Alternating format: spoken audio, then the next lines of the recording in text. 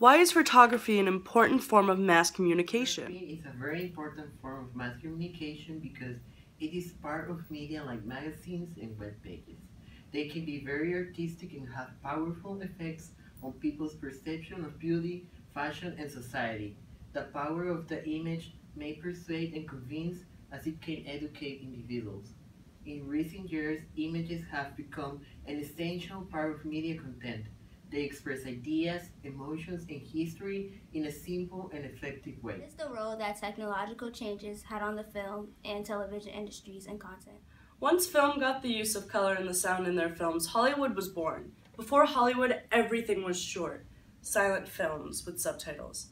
Movies also started costing more, and now these days they cost over $70 million. Television has changed drastically from the simple cathode ray tubes of yesterday. Now, there are high-definition televisions with crisper images than ever before. Television is also becoming thinner with the birth of flat-screen TVs. Content from television has changed along with movies and the use of color and sound.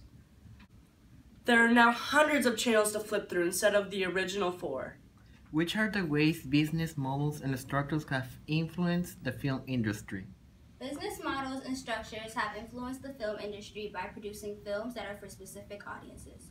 There is now an array of film categories and they are being distributed in many ways.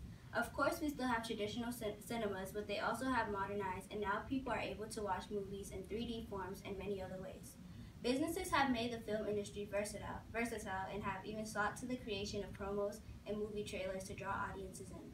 All in all, I would say that the film industry is successful, not only based on business models, but because of the audience contribution. Because after all, we are the ones who are going to see these films.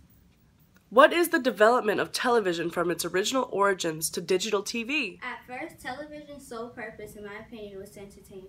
But now in 2015, I think we could all agree that the television industry has come a long way.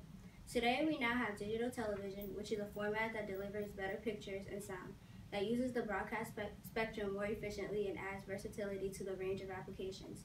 Now television is more than entertainment. People rely on their TVs to inform them about what is going on in the world, social influences, and also cultural transmissions. The television has become an invention of bringing people together and has come a long way from its simple features. Which are the differences between terrestrial, cable, and satellite broadcasting and what they mean for viewers? Terrestrial broadcasting is the traditional means of getting television. It uses airwaves to send signals to the television. Only about 15% of the US households receive terrestrial signals on their primary televisions to this day. Cable broadcasting is different from the others because it's mainly used for very rural areas that can't get television signals through the air. They've evolved from traditional coaxial cables to optical fibers, which are much faster and higher capacity for the content. Satellite television uses digital broadcasting satellites, or DBS, to bring televisions to their homes. This requires a compact dish of about 18 inches that can be installed without professional help. What are the implications of the convergence of telecommunications and content companies? The coming together of telecommunications, computing, and media in a digital environment implies several changes to consider in the way we perceive information and use communications. For instance, the creation of platforms like Facebook and Twitter has changed the way people communicate. These two have become useful resources of information where individuals can share ideas, news, and opinions. The use of online content implies the loss of print media, which in some ways can be very beneficial for the environment and people in general.